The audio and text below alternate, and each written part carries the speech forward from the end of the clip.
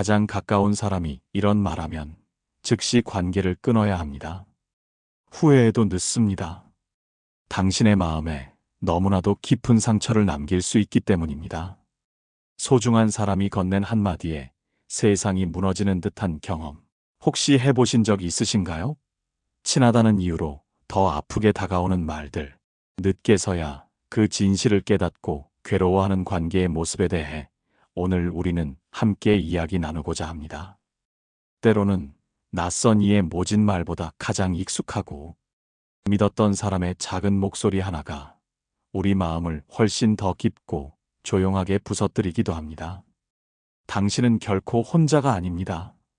오늘 이 시간 우리는 철학의 지혜를 빌려 당신의 마음을 치유하고 보호하는 방법을 찾아볼 것입니다. 만약 당신이 누군가로부터 내가 너무 예민한 거야라는 말을 듣고 자신을 의심하기 시작했다면, 혹은 그 정도는 그냥 넘겨라는 말에 자신의 감정을 억눌러 왔다면, 오늘 이 이야기가 당신에게 큰 위로와 용기가 되기를 바랍니다. 자, 이제 함께 그 깊은 상처의 근원을 탐색하고 당신의 소중한 마음을 지키기 위한 길을 찾아봅시다. 준비되셨나요? 도입부 가장 가까운 사람이 던진 독설. 그 순간 당신은 어떻게 반응했나요? 친밀함은 때때로 가장 강력한 무기가 되어 돌아옵니다. 누군가에게 마음을 열었다는 것은 그만큼 상처받을 가능성도 커진다는 의미이기도 합니다. 진정한 관계는 서로의 마음에 공감하고 존중하는 것에서 시작됩니다. 하지만 우리는 종종 그 경계가 흐릿해지는 순간을 마주합니다. 친하다는 이유로, 사랑한다는 명목으로, 혹은 가족이라는 이름으로 상대방이 당신의 마음을 짓밟는 말을 아무렇지도 않게 던질 때 당신은 어떤 선택을 해야 할까요? 오늘 우리는 절대 그냥 넘어가서는 안 될 7가지 유형의 말들을 살펴보려 합니다. 이 말들을 듣는 순간 당신은 반드시 자신의 마음을 보호하기 위한 결단을 내려야 합니다. 후회는 언제나 늦게 찾아오기 때문입니다. 본문 당신의 마음을 지키기 위한 7가지 경고등. 1위, 내가 너무 예민한 거야. 당신의 감정을 부정하고 깎아내리는 말. 이 말은 당신의 내면을 뿌리째 흔드는 가장 위험한 문장입니다. 당신이 어떤 감정을 느끼든 그것은 당신의 고유한 경험이자 진실입니다. 그런데 상대방은 이 한마디로 당신의 모든 감정을 비정상적인 것으로 치부해버립니다. 심리학자들은 이러한 가스라이팅이 자존감을 갉아먹는 가장 흔한 방법이라고 경고합니다. 이 말을 듣는 순간 당신은 스스로를 의심하게 되고 자신의 감정이 잘못된 것이라는 착각에 빠지게 됩니다. 내가 너무 민감한가? 내가 너무 과민 반응하는 건가? 이런 생각이 꼬리에 꼬리를 물고 당신을 괴롭힙니다. 그러나 철학은 단호히 말합니다. 진실은 감정을 인정하는 데서 시작된다고요. 아무리 가까운 사이라도 당신의 고통을 부정하고 왜곡하는 말은 결국 관계를 좀먹는 독이 됩니다. 아리스토텔레스는 인간을 사회적 존재라 했지만 그 전제에는 공감이 반드시 포함됩니다. 상대를 이해하려는 마음 없이 그저 가깝기만 한 관계는 벼랑 끝에 선 사람을 밀어내는 손이 되기 쉽습니다. 스토아 철학자 에픽테토스는 자기 아닌 것에 휘둘리는 자는 자유롭지 못하다고 했습니다. 그가 말한 자기 아닌 것에는 친한 척 다가와 상처를 주는 말들도 포함됩니다. 당신은 타인의 무책임한 언어에 인생을 내맡길 존재가 아닙니다. 그 사람은 원래 그런 사람이야. 그 정도는 그냥 넘겨. 이 말들 역시 불편한 진실과 마주하지 않으려는 자기 방어에 불과합니다. 철학은 단호히 말합니다. 진짜 관계는 서로의 고통에 귀 기울이는 곳에서 시작된다고. 비유하자면 당신의 감정은 작은 유리잔과 같습니다. 그 안에 물 한 방울 떨어뜨리는 것도 조심스러운 사람이라야 그 유리잔을 지킬 자격이 있습니다. 내가 예민한 거야. 이 말은 당신이 아니라 상대가 당신의 감정을 감당하지 않겠다고 선언하는 것입니다. 그러니 철학은 이렇게 속삭입니다. 그 말을 듣는 순간 관계의 중심에서 한 발 물러나라. 당신은 지나치게 예민한 사람이 아닙니다. 당신은 단지 감정을 감각할 줄 아는 사람일 뿐입니다. 그런 당신을 지켜야 합니다. 이 말은 단순히 당신의 감정을 무시하는 것을 넘어 당신의 본질적인 자아를 부정하는 시도입니다. 마치 당신의 감각 기관이 잘못되었음을 주장하는 것과 같습니다. 이러한 언어적 폭력은 당신의 자율성을 침해하고 당신 스스로를 의심하게 만들어 결국에는 상대방에게 의존하게 만드는 결과를 초래합니다.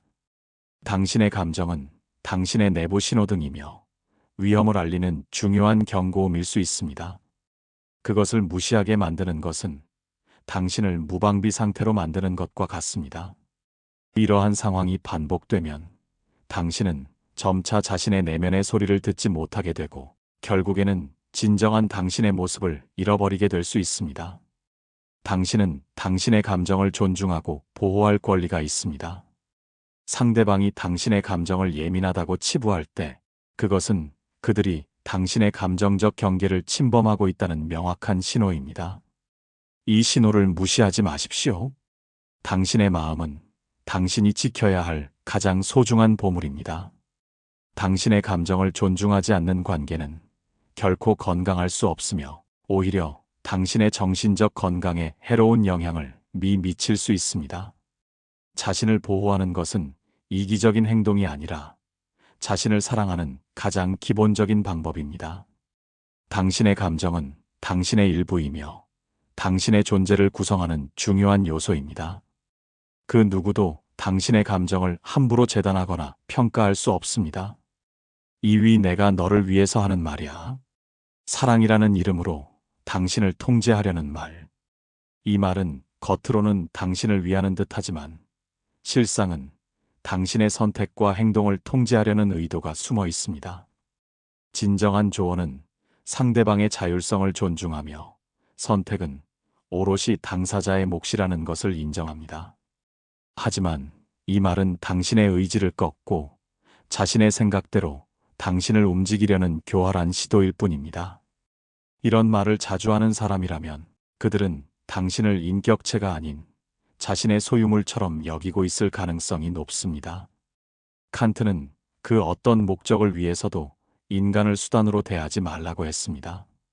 그리고 그 말은 자기 자신에게도 적용되는 명령입니다. 당신은 타인을 위해 자기 마음을 수단처럼 다루어서는 안 됩니다. 아무리 오래된 인연이라 해도 그 인연이 당신을 존엄하게 대하지 않는다면 그건 더는 인연이 아니라 구속입니다. 사랑이라는 이름 아래 이루어진 억압은 그 어떤 강압보다도 무섭습니다.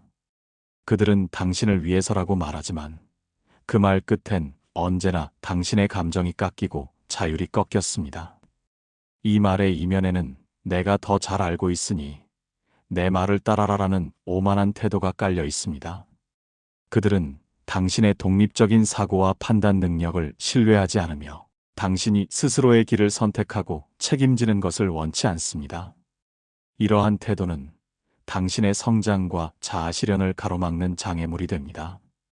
진정으로 당신을 위하는 사람은 당신이 스스로 생각하고 결정할 수 있도록 돕습니다. 그들은 당신의 선택이 설령 자신들의 생각과 다르더라도 존중하고 지지합니다. 하지만 내가 너를 위해서라는 말로 포장된 통제는 당신의 날개를 꺾고 당신을 의존적인 존재로 만들려 합니다. 이러한 관계는 결코 대등하거나 건강하다고 볼 수 없습니다. 당신은 누군가의 통제 아래 놓여야 할 존재가 아닙니다. 당신은 당신의 삶의 주인이 되어야 하며 당신의 선택에 대한 책임은 온전히 당신의 몫입니다. 상대방이 당신을 위한다는 명목으로 당신의 삶에 과도하게 개입하고 통제하려 한다면 그것은 건강한 관계가 아닙니다. 당신의 자율성을 침해하는 이러한 말들에 단호하게 맞설 필요가 있습니다. 당신의 인생은 당신의 것입니다. 삶이 다른 사람들은 다 괜찮다고 하는데 왜 너만 그래? 당신을 고립시키고 죄책감을 심어주는 말. 이 말은 당신을 사회적 존재로서 고립시키고 남들과 다르다는 죄책감을 심어주려는 매우 악의적인 공격입니다. 다수의 의견을 빌려 당신의 감정이나 판단이 잘못되었다고 몰아붙이는 것은 당신을 외톨이로 만들려는 시도입니다.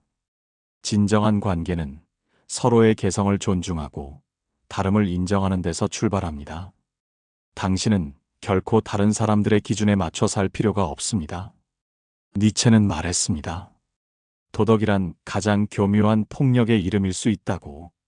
친한 사람이 당신의 상처에 대고 그 정도는 참아야지라 말할 때 그 말은 겉보기엔 도덕적입니다. 그러나 실은 가장 비열한 방식으로 당신을 침묵하게 만드는 무기입니다. 말은 감정을 향해 날아드는 창입니다. 그리고 가까운 사람의 말은 그 창 끝이 더 예리하다는 걸 우리는 다 알고 있습니다. 그들은 알고 있었습니다. 당신이 참는 사람이라는 걸, 당신이 그 관계를 소중히 여긴다는 걸. 그래서 더 쉽게, 더 가볍게 던졌습니다. 당신의 마음이 부서지든 말든. 이 말은 교묘하게 당신을 사회적 규범이라는 틀에 가두려 합니다. 마치 당신이 보편적인 기준에서 벗어난 문제적 인간인 것처럼 느끼게 만들죠. 하지만 세상의 모든 사람이 같은 방식으로 느끼고 생각할 수는 없습니다. 다양성은 인간 사회의 자연스러운 모습이며 당신의 독특한 감정과 생각은 당신을 당신답게 만드는 소중한 가치입니다. 상대방이 다들 괜찮다고 한다며 당신을 몰아붙이는 것은 실제로는 그들이 당신의 감정적 고통을 회피하거나 당신을 통제하려는 수단으로 다수의 의견을 이용하는 것일 수 있습니다. 이러한 말에 흔들리지 마십시오. 당신의 경험과 감정은 당신에게 가장 중요한 진실입니다. 다른 사람들이 어떻게 생각하든 당신의 내면의 소리를 듣고 존중하는 것이 중요합니다.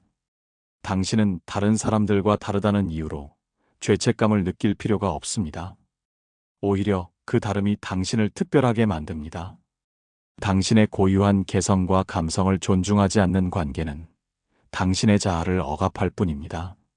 이러한 관계 속에서는 당신의 진정한 모습을 드러내기 어렵고 결국에는 가면을 쓴 채 살아가게 됩니다.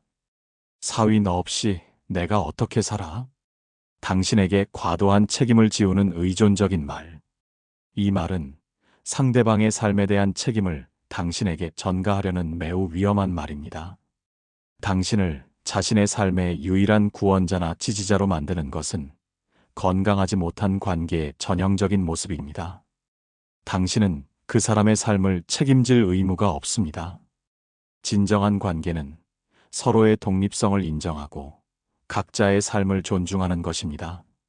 이러한 의존적인 말은 당신의 자유를 속박하고 죄책감으로 당신을 묶어둡니다. 당신이 떠나면 상대방이 불행해질 것이라는 암시는 당신에게 벗어날 수 없는 짐을 안겨줍니다. 스토아 철학자들은 자기 안의 로고스성을 따르라 했습니다. 그러나 침묵 속에선 그 로고스마저 흐려지기 시작합니다. 당신이 자신에게 솔직하지 않은 순간부터 당신의 철학도, 중심도, 의지도 서서히 무너집니다. 이 관계 안에서 당신은 사랑받고 있는가? 아니면 사랑받던 기억만을 붙들고 있는가? 기억은 거짓말을 잘합니다. 가장 찬란했던 장면만을 남겨 당신이 떠나지 못하게 만듭니다. 그러나 삶은 기억이 아니라 오늘의 감정으로 이루어집니다.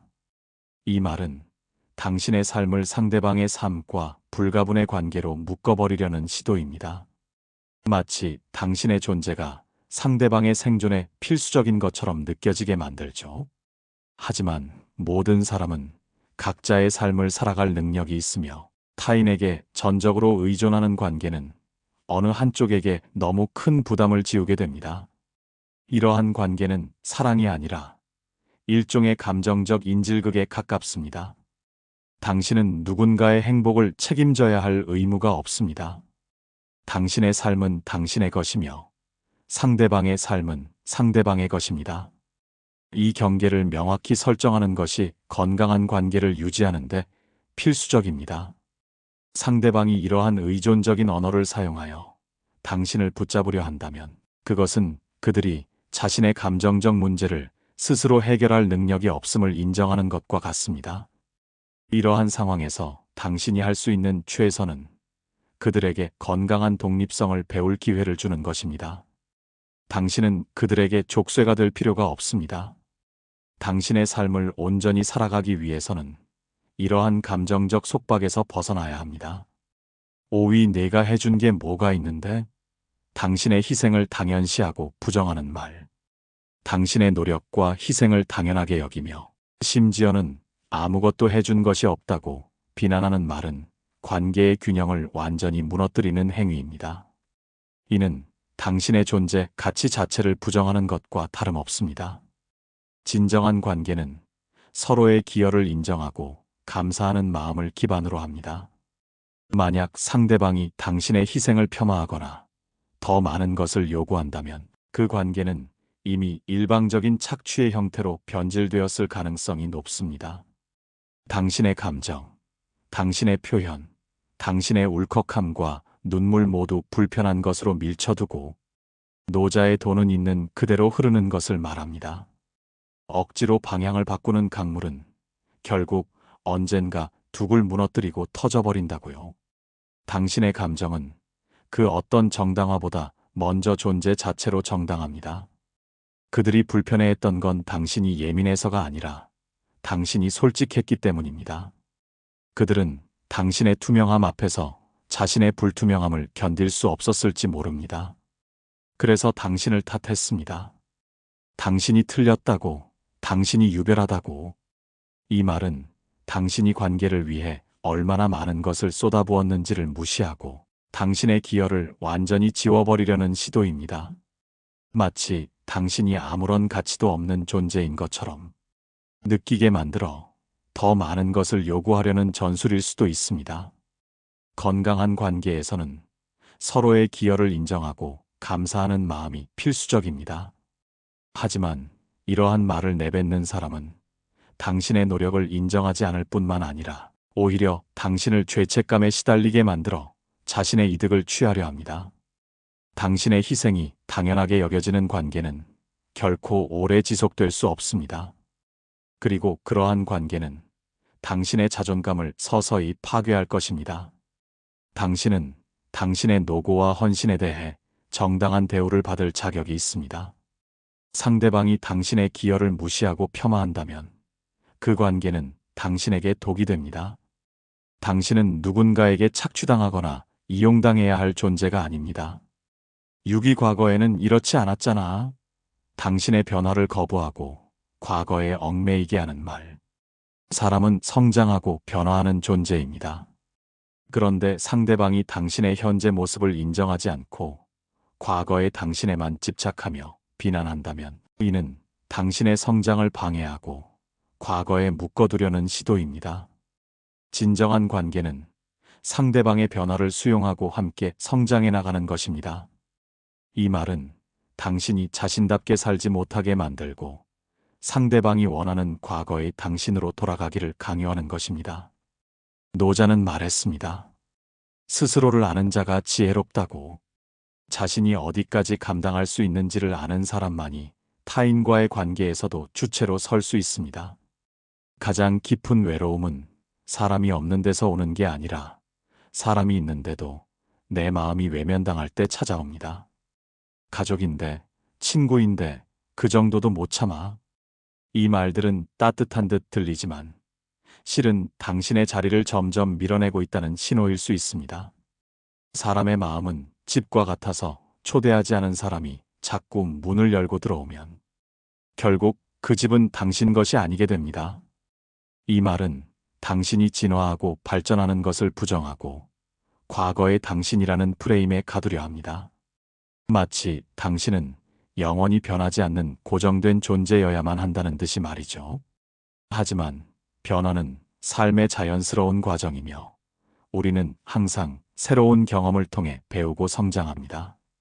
상대방이 당신의 변화를 받아들이지 못하고 과거의 모습만을 고집한다면 이는 그들이 당신의 현재를 존중하지 않음을 의미합니다. 이러한 관계는 당신이 진정한 자아를 찾아가는 길에 큰 걸림돌이 될 수 있습니다. 당신은 더 이상 과거의 당신이 아니며 앞으로도 계속해서 변화하고 성장할 것입니다. 상대방이 당신의 성장을 지지하지 않는다면 그 관계는 당신의 발목을 잡는 족쇄가 될 뿐입니다. 자신의 변화를 인정하고 받아들이는 것은 당신의 자아 존중감을 높이는 중요한 과정입니다. 7위 너 때문에 내 인생이 이렇게 됐어. 모든 불행의 책임을 당신에게 전가하는 말. 이것은 가장 잔인하고 무책임한 말입니다. 자신의 불행과 실패의 원인을 당신에게 돌리는 것은 상대방이 자신의 삶에 대한 주도권을 포기하고 그 책임을 전적으로 당신에게 떠넘기는 행위입니다. 어떤 관계에서도 한 사람에게 모든 불행의 책임을 지우는 것은 결코 정당화될 수 없습니다. 이러한 말을 하는 사람과의 관계는 독이 될 뿐입니다. 당신은 그 사람의 삶을 책임질 의무가 없으며 그들의 불행이 당신의 탓이라고 받아들일 필요도 없습니다. 스토아 철학자 세네카는 진짜 용기는 떠날 줄 아는 데 있다고 했습니다. 그는 그 말 앞에 아무런 조건도 달지 않았습니다. 가까운 사람이라도 오래된 인연이라도 지금 나를 침묵하게 만든다면 그 관계는 떠날 용기의 대상이 됩니다. 철학은 말합니다. 내가 아닌 사람이 되게 만드는 그 관계로부터 조용히 등을 돌리라고. 당신이 감당해야 할 짐은 결코 타인의 언어로 무너진 자존감이 아닙니다. 이 말은 상대방이 자신의 삶에 대한 주체성을 상실하고 모든 문제를 외부 요인, 특히 당신의 탓으로 돌리려는 무책임한 태도를 보여줍니다. 이러한 사람들은 자신의 행동과 선택에 대한 책임을 회피하며 당신을 희생양으로 삼아 자신의 실패를 정당화하려 합니다. 당신은 그들의 삶의 결과를 책임질 아무런 이유도 의무도 없습니다. 각자의 삶은 각자가 책임져야 하며 타인에게 그 책임을 전가하는 것은 건강하지 못한 관계의 가장 극단적인 형태입니다. 이러한 관계 속에서는 당신은 끊임없이 죄책감과 부담감에 시달리게 될 것입니다. 마치 그들의 삶이 잘못된 이유가 모두 당신에게 있는 것처럼 느끼게 만들죠. 하지만 이는 결코 진실이 아닙니다. 당신은 그들의 인생에 대한 책임자가 아니며 그들의 선택과 결과에 대해 죄책감을 느낄 필요가 없습니다. 상대방이 자신의 불행을 당신의 탓으로 돌린다면 이는 그들이 당신의 에너지와 감정을 지속적으로 고갈시키려는 시도일 수 있습니다. 마무리 이제 당신의 마음을 지킬 시간입니다. 우리는 살아가면서 수많은 관계를 맺습니다. 그 중에는 당신을 성장시키고 행복하게 하는 관계도 있지만 안타깝게도 당신의 에너지를 고갈시키고 마음을 병들게 하는 관계도 있습니다. 오늘 우리가 살펴본 7가지 말들은 당신의 소중한 마음을 보호해야 한다는 명확한 경고등입니다. 이러한 말들을 듣는 순간 당신은 주저하지 말고 자신을 지켜야 합니다. 당신의 감정은 소중하며 당신의 삶은 당신만의 것입니다. 누구도 당신의 가치를 폄하하거나 당신의 삶에 대한 책임을 전가할 수 없습니다. 인간관계에서 손절은 단순히 관계를 끊는 행위를 넘어 자신의 존엄성을 지키고 새로운 삶으로 나아가기 위한 용기 있는 결정입니다. 당신은 더 이상 아파할 필요가 없습니다. 이제 용기를 내어 당신의 마음을 지키세요. 그리고 당신을 진정으로 아끼고 존중하는 새로운 관계들을 찾아 나설 때입니다. 당신은 충분히 사랑받고 존중받을 가치가 있는 사람입니다. 지금 바로 당신의 마음을 위한 첫걸음을 내디드세요. 당신은 할 수 있습니다. 당신의 내면의 목소리에 귀 기울이고 당신의 감정을 존중하며 당신의 삶을 온전히 당신의 것으로 만들어 가세요. 이 세상에서 가장 중요한 관계는 바로 당신 자신과의 관계입니다. 당신 스스로를 사랑하고 보호하는 것이 모든 건강한 관계의 시작점입니다. 당신은 가치 있는 존재이며 당신의 행복은 당신의 최우선 순위가 되어야 합니다. 더 이상 독이 되는 관계에 묶여 있지 마세요. 당신의 삶은 소중합니다. 그리고 당신은 그 소중함을 지킬 충분한 힘을 가지고 있습니다. 이제는 당신의 행복을 위한 결단을 내릴 때입니다. 망설이지 마세요. 당신의 용기 있는 선택이 당신을 진정한 자유와 행복으로 이끌 것입니다. 당신의 삶은 당신의 것입니다. 주저하지 말고 당신의 행복을 선택하세요.